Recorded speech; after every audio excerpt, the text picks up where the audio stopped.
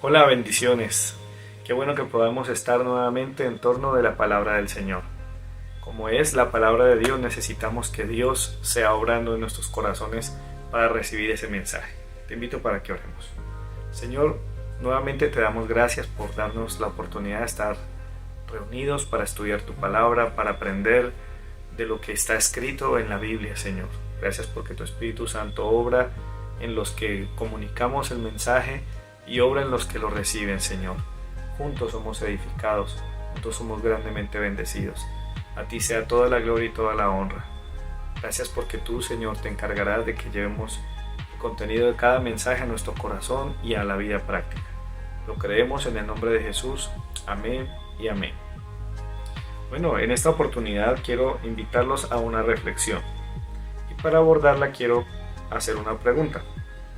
¿Qué entendemos por progreso? Piénsalo por un momento. ¿Qué entendemos por progreso? ¿Qué imagen viene a nuestra mente cuando consideramos la palabra progreso?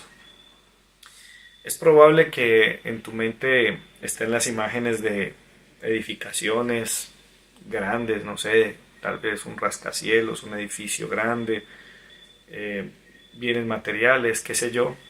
Hablar de progreso muchas veces nos lleva a pensar en esas cosas. ¿Pero por qué?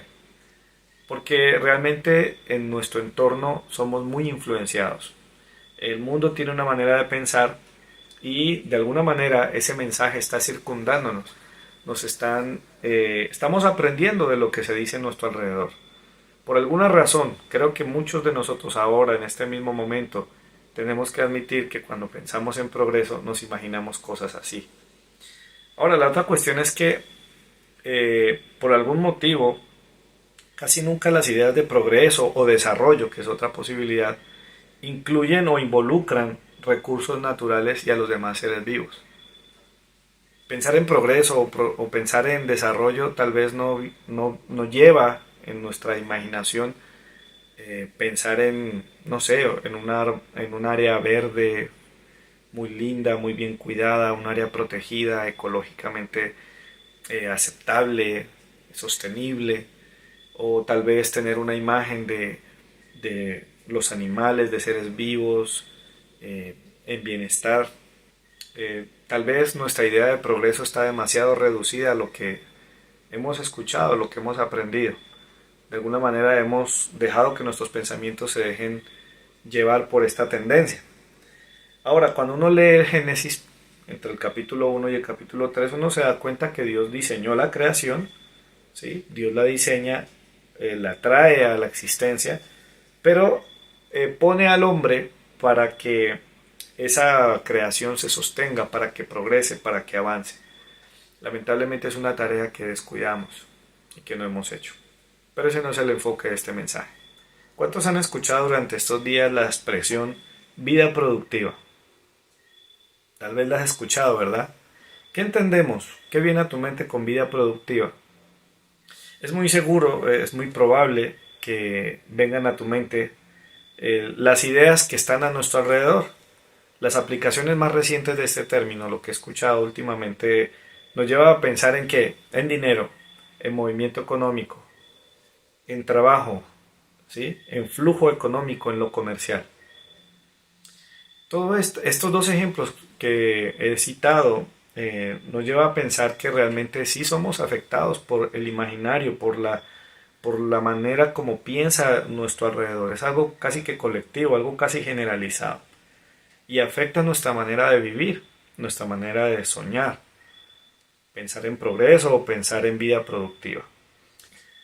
¿Qué piensa o qué muestra la Biblia al respecto? ¿Qué piensa Dios sobre esto?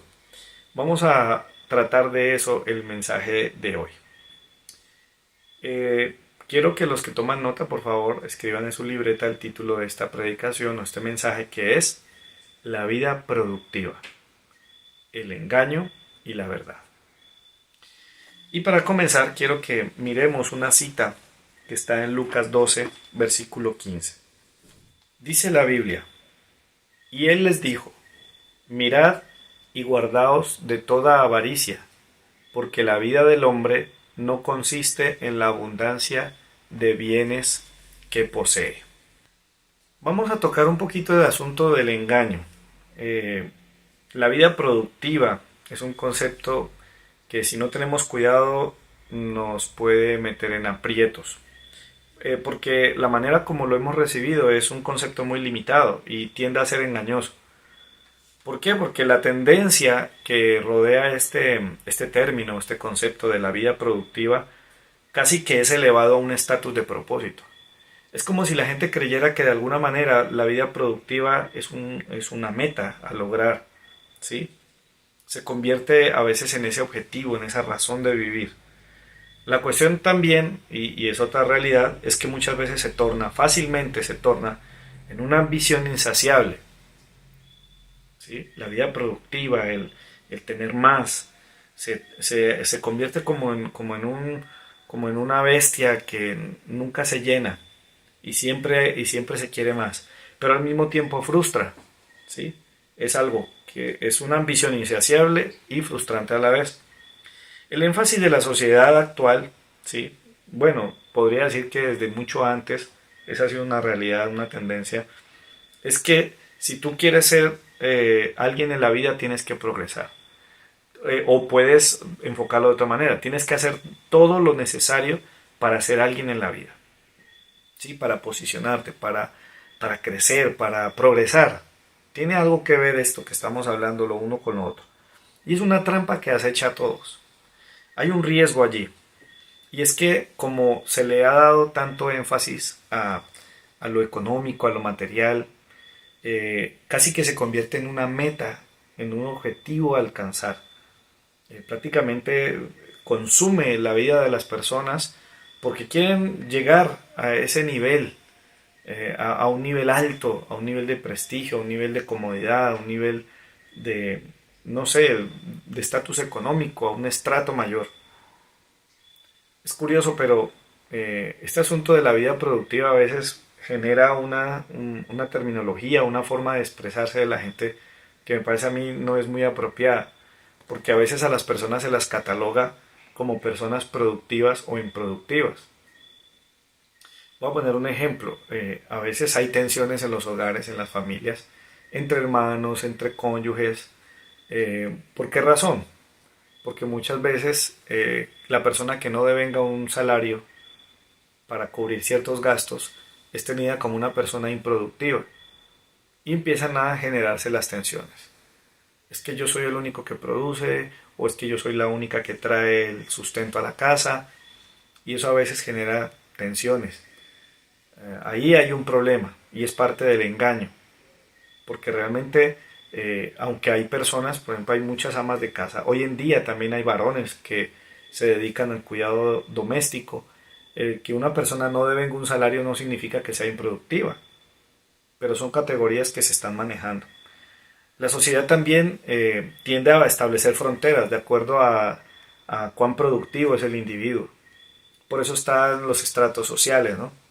Entonces las personas que más producen económicamente, los que más devengan, los que tienen mejores casas, los que tienen mejores salarios, etcétera, etcétera, eso se empieza a estratificar, se empiezan a generar esas fronteras. Hay lugares donde las personas que devengan menos no pueden estar y hay lugares exclusivos para los que devengan en el punto más alto.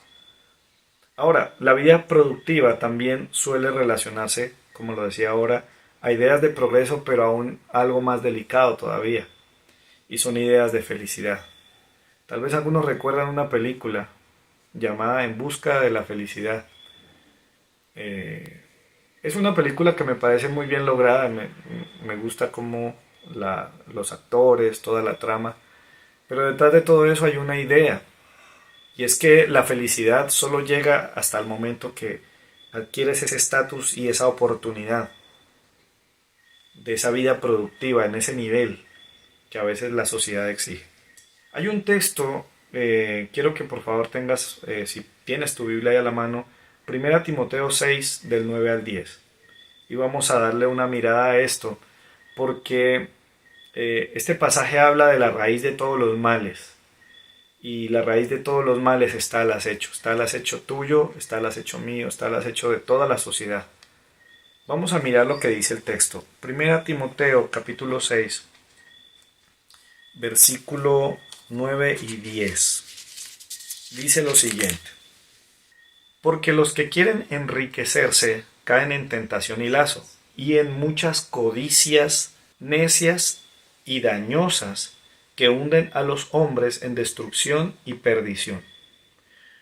Porque raíz de todos los males es el amor al dinero, el cual, codiciando a algunos, se extraviaron de la fe y fueron traspasados de muchos dolores. Este texto nos da una idea eh, que vale la pena considerar. En versículos anteriores, el escritor sagrado está invitando a la gente a dar gracias a Dios por tener el sustento y el abrigo. Hay necesidades que son básicas, necesidades que se cubren con trabajo, esencial, algo básico. Pero resulta que en el panorama, en la medida que se va creciendo o en la medida que se va avanzando, en la medida que se va avanzando, las personas empiezan a ver como si aparecieran peldaños que se van sumando y nunca se llega a la meta. Hay personas que pueden duplicar su salario, sus ingresos, y tan pronto creen que llegaron al punto ideal, ven delante de sí una escala más. Y es ahí donde entra a esta reflexión.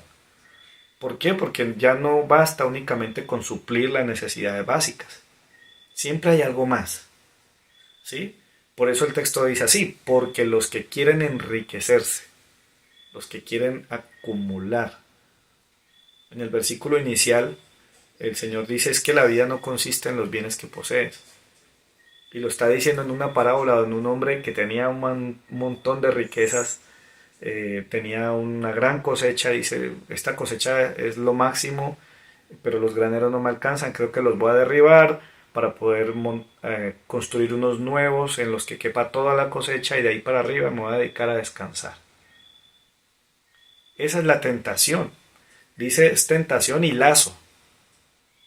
También dice más adelante que son codicias necias y dañosas. Todo eso tiene efectos colaterales. Y dice que unen a los hombres en destrucción y perdición. Y aquí viene el punto. El problema no es el dinero. Dice, la raíz de todos los males es el amor al dinero, el cual codiciando algunos se extraviaron de la fe.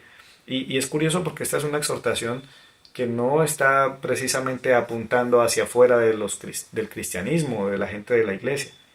Apunta a los cristianos, que a veces están caminando con el Señor, pero de momento llegan esas tentaciones, esas codicias necias y dañosas. ¿Por qué? Por querer llegar allá, a ese punto de riqueza, a ese punto a ese estatus de vida productiva que a veces nos ofrece el mundo y casi que nos exige que lleguemos allá. Quiero en este segmento de la enseñanza eh, ponerle un marco, un título a este segmento: lo que callan los ricos. Pues la verdad a veces uno ve, no sé, en las revistas, en la sesión de sociales, esta gente súper bien vestida, en los medios masivos de comunicación están allí, son gente que viaja mucho y la verdad es que muchos de ellos no se atreverían fácilmente a reconocer o admitir que, que no importa cuánto se esfuercen, no importa cuánto logren, no importa cuánto acumulen, no encuentran plenitud. Bueno, hago la salvedad, a menos que tengan al Señor. Porque es que Dios no tiene problemas con los ricos. Dios ama a los ricos, ama a los que no tienen tanto como ellos. Ama a todos. Pero entonces, si una persona lo único que tiene en la vida son sus bienes materiales, alguno de estos magnates, alguno de estos archimillonarios podrían decir, en realidad nunca te sacias, nunca te llenas. Eclesiastés capítulo 1, versículo 14. Esta es la voz de alguien que en realidad logró muchísimo. Esa persona, los que puedan, cuando tengan la oportunidad, lean Eclesiastés 1, 2 se van a dar cuenta de todo lo que esta persona logró. Podríamos decir que este texto lo escribió una de las personas con la vida productiva más asombrosa que haya conocido la tierra. Y este hombre escribió lo siguiente, Eclesiastés 1.14 dice así: Mire todas las obras que se hacen debajo del sol, y he aquí todo es vanidad y aflicción de espíritu. Pues los que más o menos conocen saben que Salomón fue un hombre que logró prácticamente todo, hizo de todo. Viajó donde quiso, construyó lo que quiso, obtuvo lo que quiso, conoció todo lo que quiso, llegó a los topes de prácticamente todo y al final dice la verdad es que todas las obras que se hacen debajo del sol, esa es una forma de expresar, ¿no? En esta vida terrenal, son agotadoras, no llenan, no sacian, no encuentras plenitud en eso. Es lo que dice el autor sagrado. Todo es vanidad, todo es pasajero y todo es aflicción de espíritu, todo cansa. Todo, sin excepción, genera una sensación de agotamiento y carga. Son las cosas que se callan los ricos. Ser rico tampoco es fácil. Hay unas cargas y hay una insatisfacción en medio de todo. Enfocado en la vida productiva, te aseguro que vas a agotar tu tiempo, vas a agotar las energías que tienes y encontrarás angustia. Te encontrarás con este mismo dilema. Porque, y estamos hablando, bueno, el autor sagrado, el Salomón, el autor de Eclesiastés, es un hombre temeroso de Dios. Es una persona que ha caminado de cerca con Dios, con la fe de su padre y todo. Pero si en algún momento nuestro enfoque está en lo que denominamos la vida productiva, en esos logros, en esas metas, tarde o temprano vamos a descubrir que es agotador. Al punto de que hay angustia porque no se sabe, bueno, yo todo lo que me esforcé, todo lo que me cansé, ¿quién se irá a quedar con eso?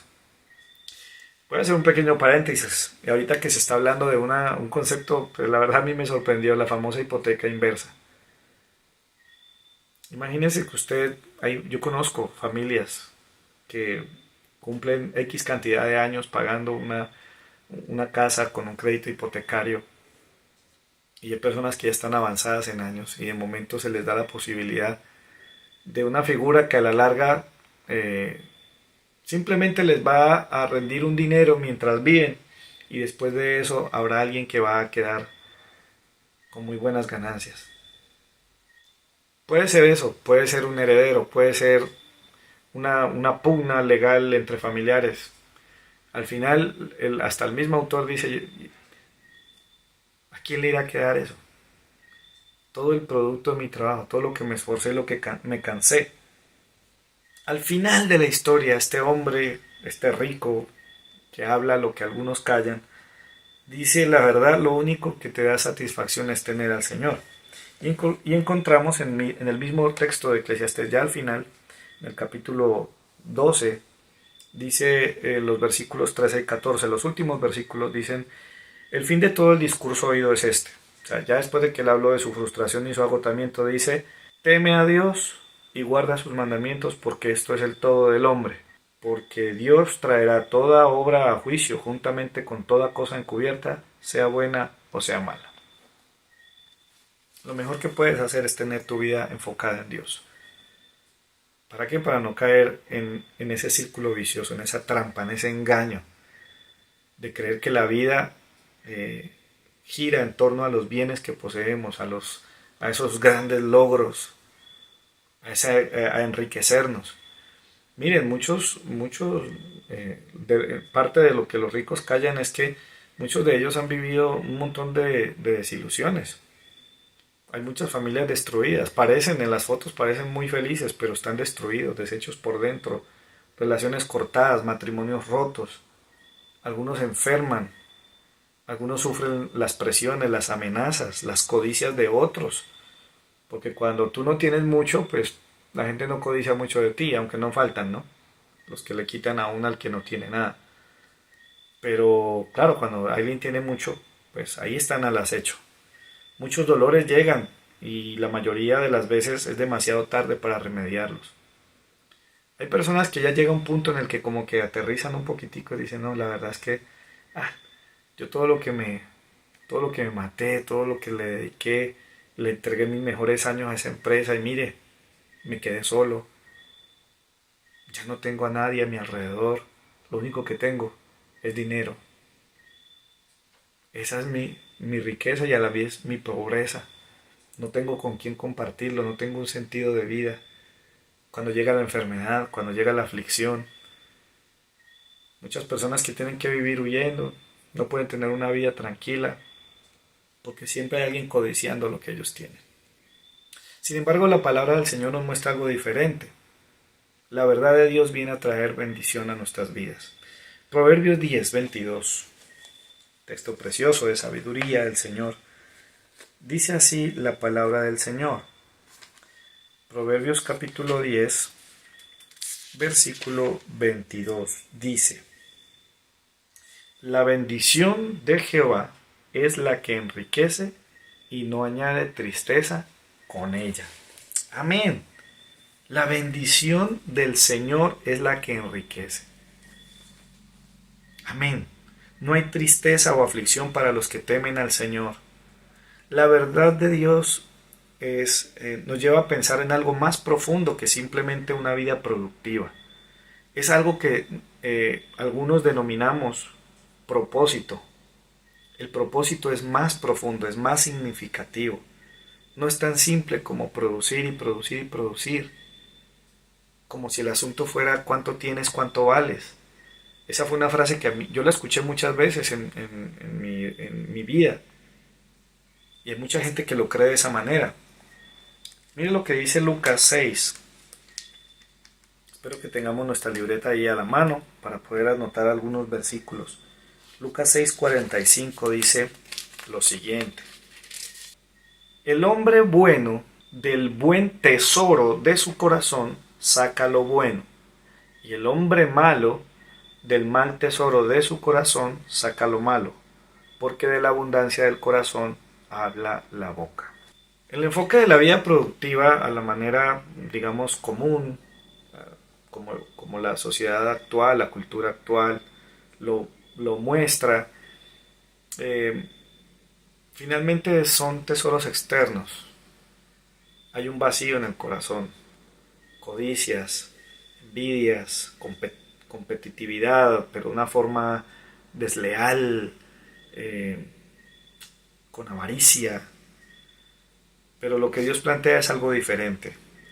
Por eso cuando uno piensa en propósito, la idea es que Dios quiere que en nosotros haya una producción de algo, un buen tesoro. Las personas buenas son las personas que tienen al Señor en su corazón. No porque sean moralmente mejores que los demás. No estamos hablando de mera moralidad. Estamos hablando de personas que tienen al Señor en sus vidas. Y esas personas, del buen tesoro de su corazón, de eso dan. ¿Qué estamos produciendo? Piensa por un momento en eso. ¿Qué está produciendo tu vida? Eres un pacificador, eres una persona amorosa, eres una persona que ayuda a los demás. ¿Qué produce en nuestras vidas? ¿Qué es lo que qué es lo que Dios ha hecho en tu interior que se refleja hacia afuera? Es muy diferente. El enfoque es tener afuera y ojalá mostrarlo y tomarnos fotos y que la gente se dé cuenta de todo lo que hemos logrado. En este caso es diferente, es un tesoro interno, maravilloso, que llega a bendecir muchas vidas. Ese es el punto. Somos semillas de Dios en la tierra y lo que importa es el fruto que llevamos en el Señor. Si Dios está en nuestras vidas debe haber un fruto. ¿Qué fruto estamos llevando? Piensa por un momento en eso. De manera que el énfasis no está en cuánto producimos, ¿sí? No estamos hablando de la cuantía, estamos hablando de qué producimos. ¿Qué provoca en la existencia que nosotros estemos ahí? ¿Qué provoca en nuestra familia? ¿Qué provoca en la empresa? ¿Qué provoca en el lugar donde estudiamos, donde trabajamos? ¿Qué produce nuestra vida a nuestro alrededor? Esa es la verdad. Nosotros fuimos creados a imagen de Dios, con un propósito trascendente. Dios a las plantas les dio las dotó con unas capacidades. Produzcan semillas y Y esa es, de hecho, la categoría para ellas son en la cadena alimenticia, ellas son las productoras. Son muy importantes, Dios las puso para eso. A los animales también, multiplíquense. Y para nosotros dejó una misión que era señorear, cuidar, sojuzgar. ¿Para qué? Para que todo progresara. Ese debía ser el fruto. Nuestra producción, realmente nuestra vida productiva era bendecir lo que Dios había hecho tan bueno. ¿Cómo lo podemos llevar a nuestra vida actual? Pensemos en una familia. ¿Qué producimos nosotros? ¿Una generación de gente impía, de gente religiosa que juega con Dios? ¿O una familia piadosa, una familia que teme al Señor, que respeta a Dios, que no está dispuesta a negociar sus principios y sus valores, que la palabra de Dios es algo que hay que defender? ¿Qué estamos produciendo para la sociedad que se construye con la gente, con las familias?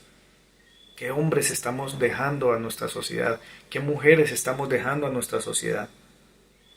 Para Dios, nosotros somos productivos por consecuencia de hacer su voluntad. ¿Por qué somos productivos nosotros? Porque vivimos en su voluntad, porque hacemos las cosas en sus términos, porque vivimos con base a su palabra. Quiero que recordemos brevemente el Salmo 1. Es un hermoso texto, uno de esos textos que me inspiran mucho. Dice así, Salmo 1, lo leo para ustedes. Bienaventurado el varón que no anduvo en consejo de malos, ni estuvo en camino de pecadores, ni en silla de escarnecedores se ha sentado, sino que en la ley de Jehová está su delicia, y en su ley medita de día y de noche. Será como árbol plantado junto a corrientes de agua, que da su fruto a su tiempo, y su hoja no cae, y todo lo que hace prosperará. Leí hasta el versículo 3. Es así. Nosotros somos productivos en la medida que vivimos conforme a la voluntad de Dios y producimos lo que Dios decide que produzcamos, no lo que a nosotros se nos antoja. Una pregunta que vale la pena hacernos ahora. ¿Somos nuestro corazón, nuestra vida es un terreno duro, infértil, árido ante la palabra de Dios? ¿O somos esa tierra buena, ¿sí? La buena tierra que da fruto abundante, que cuando Dios habla obedecemos, que cuando Dios nos instruye seguimos la instrucción, que cuando Dios nos corrija tomamos decisiones y cambiamos el rumbo de nuestras vidas? Tenemos ante nosotros una gran oportunidad y es dejar una huella en esta generación. Desde la perspectiva de Dios, una vida productiva no es simplemente tener, es ser.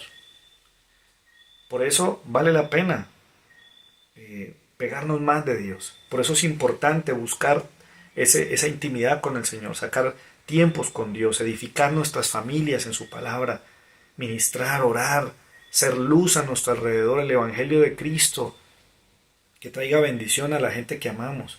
Esa es la vida productiva desde la perspectiva de Dios, porque somos sus hijos, porque somos luz, porque somos la sal de la tierra que da sabor, porque somos canales de bendición. ¿Cuál es el desafío? Porque hay un desafío. Tenemos que estar alerta, tenemos que cuidar nuestros pensamientos, nuestra mente, tenemos que cuidar la mente de nuestros hijos, las nuevas generaciones, los que vienen detrás de nosotros, para que no caigan en la trampa y el engaño. Este mundo tiene una corriente muy fuerte. La tendencia es a arrastrar las nuevas generaciones. Por eso cuando preguntaba por la idea de progreso o de desarrollo, la mayoría pensábamos en lo mismo. Porque nos parece que progreso y desarrollo son edificios, son autopistas, es tecnología. El apóstol Pablo nos exhorta en Romanos 12:2, dice: no os conforméis a este siglo, sino transformaos por medio de la renovación de vuestro entendimiento, para que comprobéis cuál sea la buena voluntad de Dios, agradable y perfecta. Tenemos que abrazar el concepto de vida productiva según Dios, la verdad, porque si no seremos tentados por el engaño. Que nuestros jóvenes no anden detrás simplemente de la carrera que más dinero da, que puedan pedirle al Señor: Señor, quiero que me muestres tu voluntad, ¿qué quieres que yo haga? ¿Cómo me quieres guiar en mi camino? ¿Qué carrera debo estudiar? Porque ahí yo voy a ser luz. Guíame, Señor. ¿Con qué persona me casaré? ¿Cuál va a ser nuestro propósito como familia? Tenemos que aprender a darle valor a la bendición de Dios. Y miren que la bendición del Señor, dice el texto de Proverbios, el que leímos, es la que enriquece. Esa es la verdadera riqueza y no hay tristeza, no le añade tristeza, no tiene ese asterisco que dice, no, de pronto te van a venir tales cosas. Obviamente vivir bajo los términos de Dios no va a ser agradable para nuestro entorno, pero si tú le crees a Dios vas a vivir en bendición. Tenemos que permanecer firmes, ¿sí? Tenemos que permanecer firmes en el nombre del Señor, aunque a nuestro alrededor hayan prejuicios. Tal vez para muchos la fe no es importante. Miren, por ejemplo, la gente en este tiempo está muy emocionada por las oportunidades de la reapertura de los negocios, las empresas, y se habla de eso, ¿no? Estamos retomando la vida productiva y siempre se piensa en qué, en dinero, se piensa en bienes materiales. Hay oportunidades como una que se va a dar dentro de poco en Colombia, el día sin IVA. Y a veces cuando piensan en las iglesias, ¿qué piensan? ¿Por qué las iglesias no son tan importantes?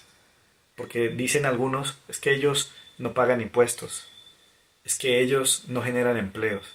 La mayoría de esas cosas son prejuicios. Nosotros tenemos muchísimo que ver con el tejido social y con la construcción de país. Pero bueno, son semillas que Dios nos ha dado a nosotros, que tenemos que seguirlas dando así la gente las note o no las note. Nosotros somos portadores de semillas de fe, de bendición, y esas semillas son para llevar mucho fruto. Guardemos y cuidemos lo que está en nuestro corazón, el tesoro de nuestro corazón, el buen tesoro de nuestro corazón. Quiero terminar diciendo que sin lugar a dudas, la verdadera vida productiva es tesoro y es herencia. Es tesoro para nosotros y es la herencia para las nuevas generaciones. Así sea, amén.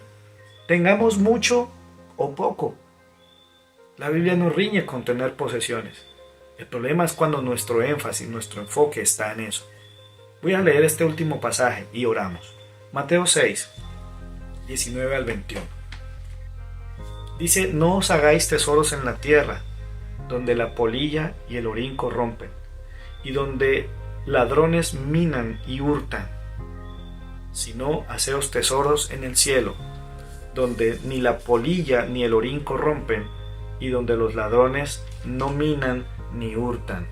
Versículo 21, porque donde esté vuestro tesoro, allí estará también vuestro corazón. Que Dios nos ayude a vivir esa vida productiva desde la perspectiva de Él. Oremos. Señor, te damos gracias por tu palabra.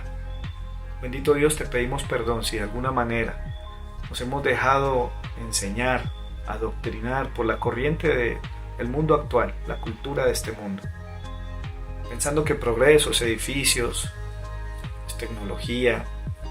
Hay algo de progreso en eso, pero es muy triste pensar que no incluimos a la naturaleza, es muy triste pensar que los demás seres vivos no hacen parte de eso. Pero tú nos has llamado como hijos tuyos a levantarnos. Señor, que la vida productiva realmente para nosotros tenga el sentido que tú le has dado, Señor.